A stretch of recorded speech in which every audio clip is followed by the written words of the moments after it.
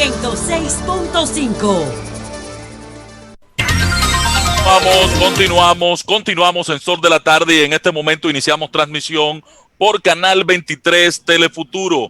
Tenemos un gran contenido en la tarde de hoy que compartir con nuestro público de audio, televisión y redes sociales. Doña Consuelo va a hacer una introducción al tema que vamos a presentar de inmediato. Exacto, ya estamos en contacto con el periodista, nuestro amigo del alma, que cumple años hoy, Happy birthday tuyo, a Miguel. ¿Ciento cuánto, más o menos? Estate tranquilo, que tú vas, ojalá tú llegues como nosotros a la edad que pues yo estoy siguiendo los pasos de ustedes disciplinadamente, no hago bellaquería, daño a nadie. Miguel, adelante, vamos a ver si ya podemos hacer la conexión. Él está reconectando. Sí, reconectando. Parece que no podía abrir el teléfono. Entonces, abrir el micrófono. Pero haga una introducción, doña Consuelo. Nosotros, la interesante de todo esto, que gracias, Miguel, que sabemos que tiene mucho compromiso, incluso, abre tu micrófono, Miguel, por favor, el micrófono. Ahora sí, estamos... Ahora me escuchan ustedes. Perfectamente, Miguel, gracias. 5-5. Ahora que no lo escucho yo soy ustedes. No nos escucha. No nos escucha. 5-5. No nos escucha. ¿No estás oyendo, Miguel? Déjame ver. ¿Me escuchan ahora? Sí, le escuchamos bien. Sí. Pero yo no lo escucho a ustedes. ¿Qué cosa? ¿Qué puede ser? Suba el micrófono de su teléfono, nada más. Suba el micrófono, sí. Solo suba el micrófono. Vamos a ver. Y nosotros lo estamos oyendo perfectamente. Pero Miguel se acomoda, doña Consuelo, inicia el intro y todo. Exacto, Miguel, que ha escrito, tiene una bibliografía enorme, siempre de temas nacionales y de situaciones nacionales. Su último libro, que Dios lo bendiga, porque mire, bajarse a hacer este libro, esto es una crónica periodística de la historia. Miguel, ¿nos oyes? Todavía no, doña Consuelo. Todavía. En la historia desde 1978 a 1986. Por Aquí supuesto, no tengo yo dónde meter esta vaina. Te estoy oyendo todo. Te estamos oyendo. Es que no. Es que yo no lo oigo a ustedes. Que no nos oyen. Deja que ponga... Miguel, pues, vamos a hacerlo, Lea, lo podemos hacer por teléfono. Y entonces cuando voy por la computadora no tiene, exacto. No puedo entrar. En el teléfono usted está conectado, don Miguel. Don Miguel, nosotros lo estamos escuchando a usted. Nosotros lo estamos escuchando. Estamos escuchando. Entonces, usted tiene un problema. Estoy usando el teléfono. Pues súbale el volumen. Aquí por donde meterle este hoyito, esta vaina. Por el lado de la computadora, por un lado de la computadora. No, él está usando el teléfono, doña. Miguel, por favor, suba el micrófono, el volumen. Suba el volumen del teléfono, por favor. No estoy oyendo. Sí, él está oyendo. Él lo que no nos escucha a nosotros. Él nos está oyendo. Por eso no estoy oyendo. Sí, él nos escucha. Él no nos escucha. No nos escucha, Ángel. No, esto no tiene dónde meterle el hoyito. Ok, vamos a llamarlo por teléfono. Miguel. Nada. ¿Ustedes me escuchan ahora? Sí, le escuchamos. Pero yo no lo escucho a ustedes. No lo escucho a ustedes. Bien, te voy a llamar por teléfono. Y explíquele, doña Consuelo, que intente subir el volumen, por favor. Vamos a llamarlo por teléfono. Señores, minutico. Pero estas cosas son así. Ahora sí le escucho. Qué bueno. Perfecto. Gracias, Miguel. Bueno, Miguel, estamos hablando de tu libro, de este último libro tuyo. Y te estamos felicitando por tu cumpleaños también, que soy. A pesar de que a esta edad ya casi uno no cumple, pero... Miguel. No me felicito, no, que me quedan poco, así que no me felicito. Bájale algo, patrón, bájale algo. El cuento tuyo que a mí me gusta con la nieta, que te dijo, dale a play, abuelo, dale a play. Así es. Y todavía no he podido darle a play. No te apures, que yo estoy igualita. A mí tienen que venir los nietos a armarme todo esto. Y Ángel y todo el mundo. Este libro tú dices que es una crónica de una transición fallida. El sentido de transición fallida es por los gobiernos del PRD, tanto de don Antonio como de Salvador, que no pudieron poner en práctica todo lo que planteaban y todas las esperanzas que llevaron al pueblo. Esa es la razón fundamental de tú considerarlo fallido o la transición fallida. Te voy a tratar de ser más gráfico. Suponiendo que los que mataron a Trujillo o lucharon contra Trujillo para eliminar la dictadura, que Ramfi se hubiese quedado con el poder y hubiera entronizado otra dictadura. Yo no quiero hacer un paralelismo porque no estoy hablando de dictadura. El problema es que el triunfo del PRD en 1978 se supuso que se daba por terminada el periodo de 12 años de Balaguer, quien regresó 8 años después al poder. Es decir, la transición no se dio, porque una transición supone un cambio continuo. ¿Entiendes? Sí, entonces, una ruptura con el pasado. Así es. Entonces, el problema es que se ha querido, algunas voces han querido pretender como que yo quiero hacer un paralelismo con lo que pasó en 1986, en ese periodo del 78 al 86, con lo que pudiera. Son dos cosas que no tienen que ver con la otra. Porque estamos hablando, yo lo que narro en el libro son acontecimientos que ocurrieron hace, déjame decirte, 42 años en la vida nacional. Entonces, hacer un paralelismo con lo que está ocurriendo ahora o con la que pudiera ocurrir ahora, a mí me parece que es un ejercicio vano y una forma muy parcial de ver un acontecimiento histórico. Yo no me he inventado nada, Consuelo, ni Ángel. Yo simplemente me he limitado como historiador. Organizado los eventos. Exactamente. Un organizador de eventos y sus consecuencias. Mira, como miembro de número de la Academia de la Historia, yo no soy un historiador en el sentido clásico de la palabra. Yo el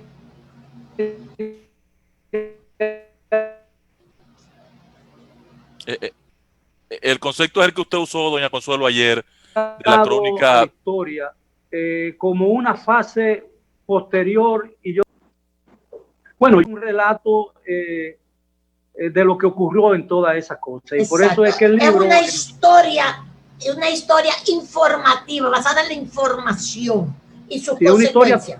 Es una historia totalmente real. Aquí la gente se puede molestar con esta historia, pero no puede negar que eso ocurrió. Correcto. Y ocurrió tal como yo lo hago. Ahora, yo hago algunos juicios de valor que no contaminan, pero esos juicios de valor no contaminan los hechos. Esa es la diferencia. Exacto. Ahora, Miguel, perdón. Ángel, ¿tú querías decirle algo? Sí, solamente como él da un detalle tan claro que define el libro, el título, que fue lo que en algún momento se cuestionó aquí, ese cambio, porque realmente hubo una ruptura con el pasado. Hoy tenemos una sociedad dominicana totalmente diferente, un escenario político, la democracia ha cambiado. Entonces, ¿hay lugar para pensar que fue Balaguer el gestor de esa transición, don Miguel? Mira, si no fue el PRM, fue Balaguer. No, yo lo que quiero si no fue el PRD, es que la transición no solamente significaba superar los 12 años que Balaguer le había tocado gobernar el país en condiciones muy difíciles, que no hubiese podido hacer Juan Bosch ni ningún otro hubiese podido hacer un gobierno en materia de derechos humanos, y en eso quizás me estoy poniendo en un terreno muy fangoso, porque una situación de respeto a los derechos humanos no se crea mediante una ley ni mediante un decreto. Es una serie de acontecimientos históricos que van moldeando una sociedad y la van preparando. Es decir, un país se acostumbra. La democracia es un hábito en la conducta de una sociedad. Claro. Entonces, cuando yo hablo de transición, fíjate que el primer capítulo, una larga introducción yo tengo en el libro, y una larga introducción que se lleva alrededor de 40 páginas. Porque yo lo que hago es que describo el ambiente y la situación económica difícil en que le iba a tocar al PRD gobernar. Es decir, yo tampoco lo estoy eximiendo a lo que estaba detrás de toda culpa. Es decir, yo no estoy diciendo que ellos actuaron en un terreno paradisíaco. Había muchos problemas. Ahora no supieron manejar los problemas y eso es una realidad. Y el problema de eso es que yo estoy diciendo, cuando hablo de transición, es que no una transición sino de Balaguer al PRD. Es que esa transición implicaba también los 31 años de Trujillo y los años que habíamos pasado de desorden y de, diría yo, de inestabilidad política que vino después del golpe de Estado. Sí. Porque el golpe de Estado frustró una transición que se suponía que se recuperaba con el regreso del PRD al poder en el 78. Que se retomaba. Mira, yo creo que ese libro, tarde o temprano, va a reivindicar una famosa frase de Peña Gómez, de que solo el PRD vence al PRD. Perfecto. Y el PRD venció al PRD en esa oportunidad. Así es. Ahora, Miguel. Si tú ves el libro, mira, Miguel, las luchas de tendencia acabaron con el gobierno de Antonio Guzmán y acabaron con el gobierno de Jorge Blanco. Y no quiero eximirlo a ellos de culpa, a ninguno de los dos, porque ninguno de los dos supo manejar ese problema interno. Pero si tú lees el libro y te vas a los periódicos de la época y te vas a los documentos que sirvieron de documentación o de base a ese libro, te darás cuenta que ya en septiembre de 1978 se veían señales muy abiertas y francas de disidencia en el PRD que estaban comenzando a torpedear los programas de gobierno de Antonio Guzmán. Y se dio eso mismo a la inversa cuando subió Jorge Blanco. Así mismo, déjame decirte que yo lo he hecho leyendo el libro y sacando notas para poder hacer la entrevista contigo. Yo lo leí entero. Yo me levanté ayer a las 5 de la mañana y lo comencé a leer, y hoy a las 5 de la mañana y lo comencé a leer. Porque además es apasionante. Es apasionante. Pues no, es apasionante. Y son cosas que uno vivió. Ahora, Miguel, indudablemente que el PRD, en ese sentido, cuando asume el poder, tú mismo le haces una cita a Balaguer y dices, Balaguer enfrentó una situación de una salida de una guerra. Y lo que él dejó. Bien. A donde viene entonces la transición en ese momento, ya, pero la de Balaguer, la de Trujillo con el PRD nos entusiasmó con la democracia y con ese discurso.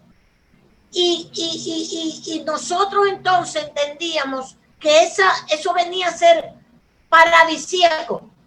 Cuando se choca con una realidad económica, tanto Guzmán como Jorge Blanco, que les impide hacer lo que eran los postulados del PRD, creo yo. ¿O tú crees que fue deficiencia? Porque Juan Bosch, tú planteas, que yo no me acordaba de eso, que Juan Bosch terminó diciéndole, hay que sacar a Jorge Blanco del poder por ineficiente, él y sus técnicos. ¿Había ineficiencia o había esa situación mundial? El azúcar en el suelo, el café en el suelo, muchísimos problemas. Eso fue lo que determinó que el PRD no cumpliera, que no fuera exitosa la transición, o también ineficiencia. Mira, hubo de todo un poco, pero yo creo que lo que mejor describe la situación que yo trato de presentar en el libro, es decir, las incongruencias del partido, las divisiones, las riñas internas que facilitaron, se dio al final del 1985, cuando se convocó a la Asamblea o a la Convención Nacional para escoger el candidato presidencial del PRD a las elecciones del año siguiente, el 86, que ganó Balaguer.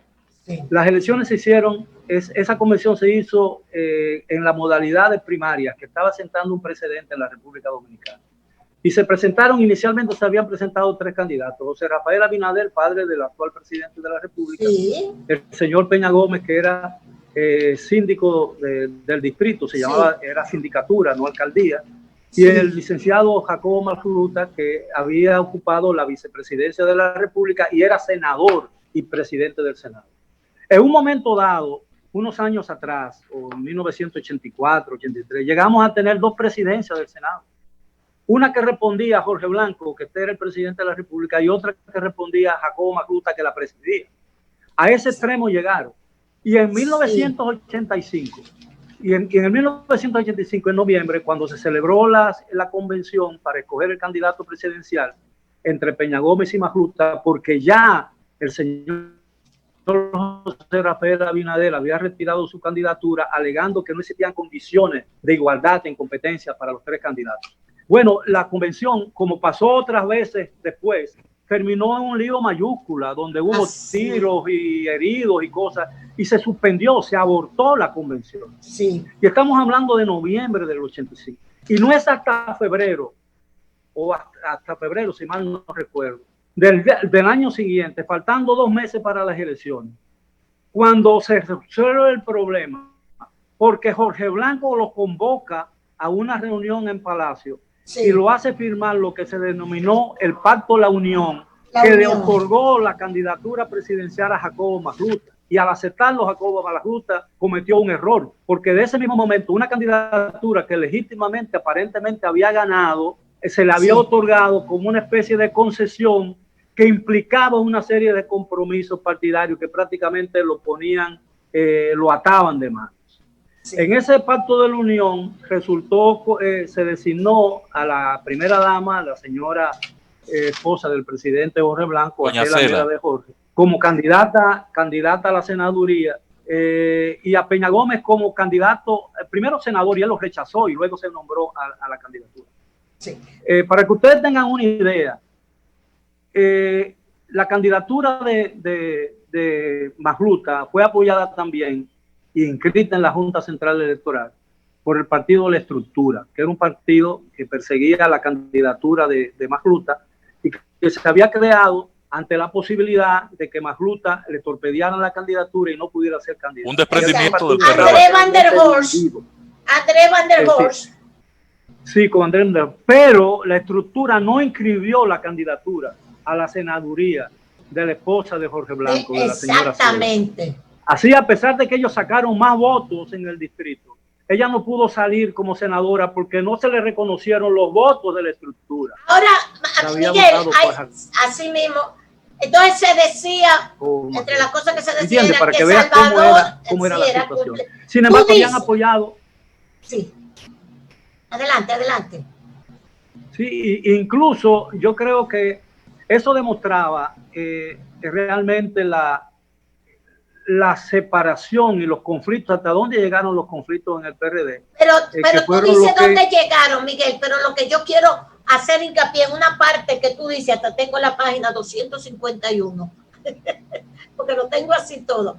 La lucha de tendencia se inició en el 1977, porque se cree, dices tú, cuando se eligió a Guzmán para candidato, o sea, que aún antes del PRD comenzar a gobernar, ya comenzaba la lucha de tendencia.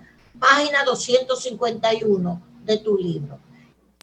O sea, que así ya fueron con esta predisposición al gobierno cuando sube Guzmán. Ya están con problemas. Anda, no me digas que se fue. ¿Estás ahí, Miguel? Sí. Está en audio. Está en audio. En audio. No, que se estaba agotando la batería, la volví a conectar. Muy bien, pero te estamos oyendo. Pero estamos oyendo. Lo que me llama la atención es que tú planteas algo que yo no había visto, que aún antes de tomar el poder el PRD, ya la lucha de tendencia, tú mismo dices, la lucha de tendencia se inició en 1977, cuando se eligió a Guzmán para candidato de 1978. Oye, eso es un dato fabuloso. Fíjense a los extremos que se llegó en esa lucha de tendencia.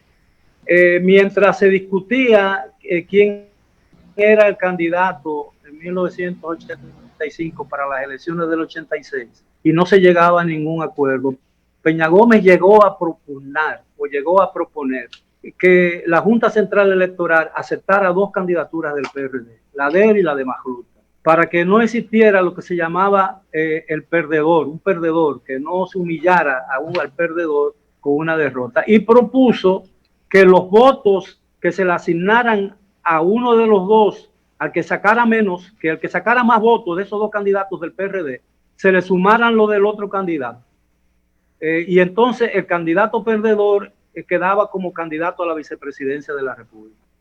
Eso era prácticamente imposible, porque para hacer una cosa como esa se necesitaba obviamente una reforma de la Constitución de la República y no había tiempo. En la lucha interna por la candidatura presidencial, el PRD se frizó, se congeló, mientras el Partido Reformista aprovechó todo ese tiempo prácticamente de desorden en el PRD para ir inscribiendo su candidatura y hacer las convenciones o las asambleas que escogían el candidato.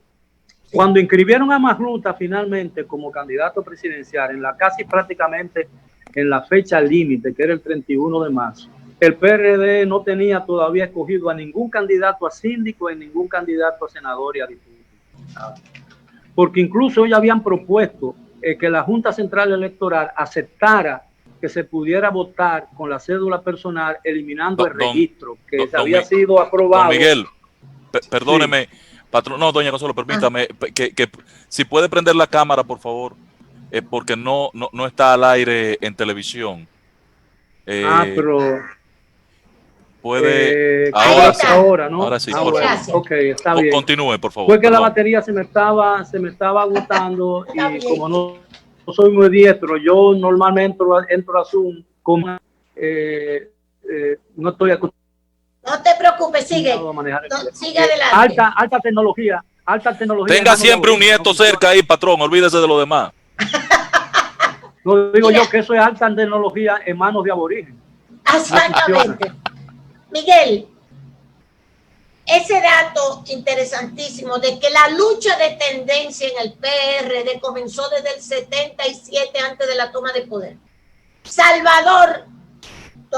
Salvador toma el poder y en su discurso habla y dice barbaridades de Antonio Guzmán y del gobierno de Guzmán. Claro. Aún Guzmán, o sea, después Guzmán hace lo que hace, lamentablemente, y se da esta tragedia.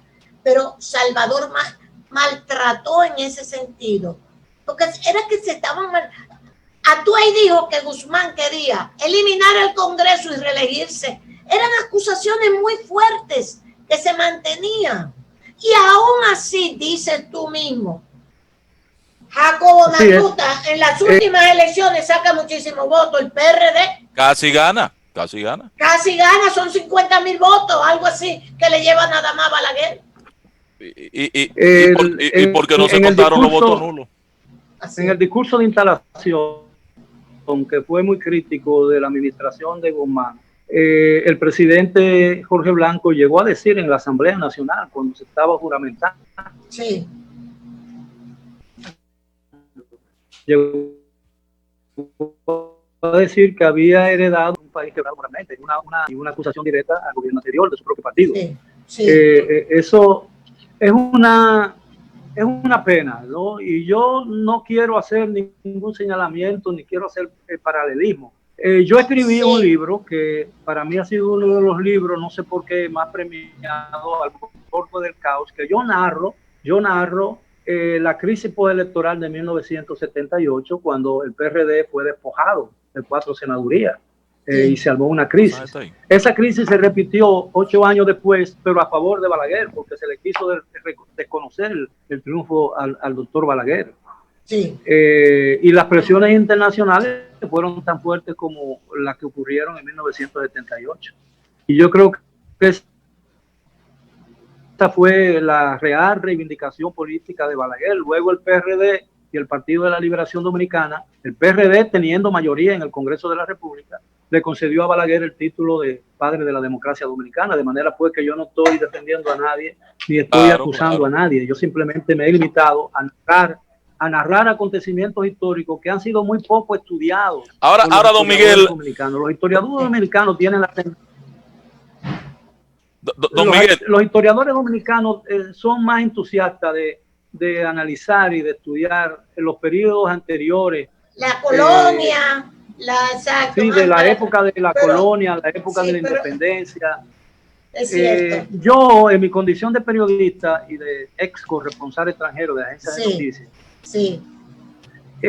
tuve la oportunidad de ser testigo y de participar en acontecimientos históricos recientes.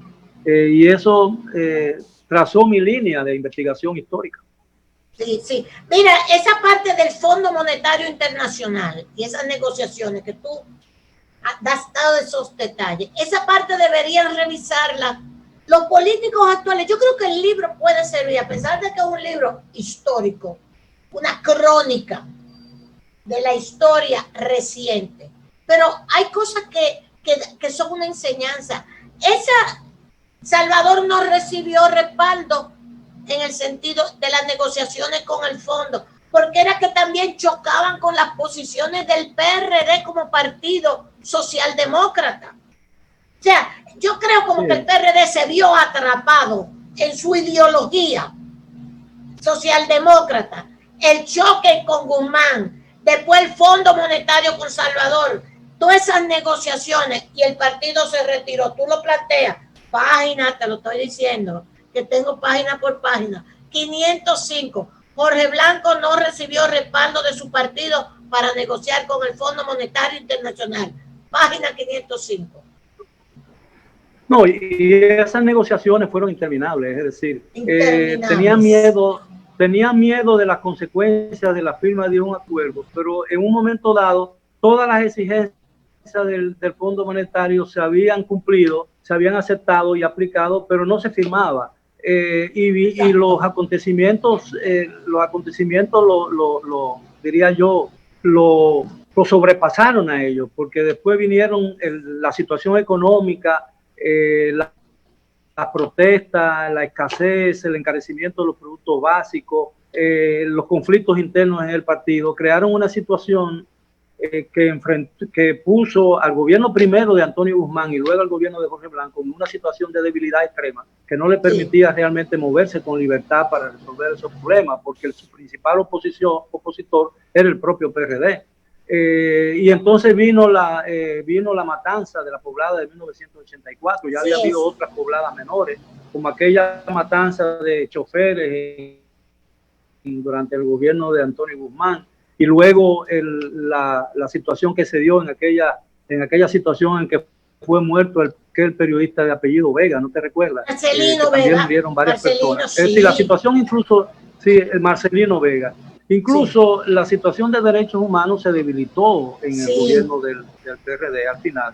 Había sido una de las grandes conquistas que pudo haber reivindicado el papel del PRD en esos dos periodos constitucionales. Claro, incluso el PRD era su gran crítica a Balaguer, era cuando Peña hace aquella campaña internacional por los derechos humanos aquí. O sea, el gran aporte que también se le ve al PRD es esa campaña por los derechos humanos.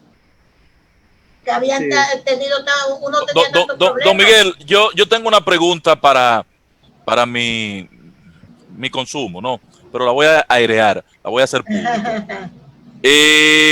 Yo estoy convencido de que hoy día más conveniente, tiene más sentido usted organizarse en un movimiento político que en un partido político a los fines de llegar al poder y ser parte de la administración. Yo moriré en el PRD. Pero llegó la hora de que no me dice que yo. ¿Cuál es la pregunta? Llegó la hora de que desaparezca el PRD. Ay, no le pregunté. No, pero por Dios. No le pregunté eso. Yo no abogaría por eso. Claro que no es que usted abogue, no es que usted abogue. Los partidos lo que pasa es que tienen que renovarse y reconocer. Bueno, no, yo creo que todos los partidos juegan un papel importante en una democracia como la nuestra. Los partidos lo que tienen que aceptar su papel, ceñirse a ellos y renovarse cada vez que sea necesario renovarse. Quizás el PRD no se renovó a tiempo, después incluso de la experiencia de 1986. Todavía muchos, hasta hace pocos años, muchos de los dirigentes que jugaron papeles fundamentales en esa época que yo narro, hace 40 años, y esa es una verdad. El PRD se aprovechó y hizo un buen uso de la atención que le da, porque él le dio mucha promoción y publicidad al partido. Pero llevaron ese juego a un extremo tal que llegó un momento en que ya no, lo que le generaba esa lucha de tendencia eran más dificultades y más problemas de opinión que ventajas le daba frente a la opinión pública también, nacional. Miguel, y eso fue lo que ellos nunca... Miguel, finalmente, pero también esa lucha de tendencias opacó la parte que el PRD aportó a la sociedad dominicana también. Sí, porque hay grandes aportes. Hay aportes del PRD a la sociedad dominicana. No te escuché. No me escucha. Digo yo, ¿me oyes ahí, Miguel? ¿No me oyes? Sí, no, mira. Digo que opacó también los aportes del PRD. Ahora, también perjudicó al país. Por ejemplo, la presa de Madrigal no se hizo por la lucha de tendencia entre Salvador y Jacobo Magluta. Tuvo que venir Balaguer a hacer Madrigal. ¿Tú entiendes? O sea, también había una pérdida para el país por la lucha de tendencias. Sí, y es lo que te digo, ellos en un momento dado entendían que podían seguir sacando juego político a la lucha de tendencias, sí, porque acaparaban los titulares principales de los periódicos. Sí. Y cada vez que alguien dentro del partido decía algo que afectaba al partido, eso originaba grandes titulares y mantenía al PRD en los labios de toda la gente y en las columnas de todos los periódicos, en los espacios de radio y televisión. Pero llegó un momento en que esa práctica política se hizo perjudicial, y eso fue lo que ellos no advirtieron a tiempo. Y ese fue uno de sus grandes errores. Bueno, Miguel, mira, déjame decirte algo. Sí, yo sé que no quiero quitarle más tiempo. No diga que nos han quitado tiempo, al contrario. Tienen cosas más importantes que hablar conmigo, pero yo creo que uno de los propósitos que me alentó a mí a escribir este libro es que esa es una etapa de la vida nacional que prácticamente no ha sido objeto de estudio, y que ese descuido y ese diría yo, ese archivo de esos acontecimientos creó unos mitos que tarde o temprano tenían que caerse o derrumbarse en la política dominicana. Eso es una realidad.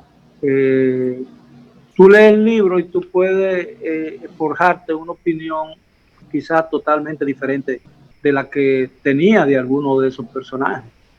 Y yo creo que esas son experiencias que los partidos políticos deberían asimilar, porque con posterior a eso se han dado en otros partidos.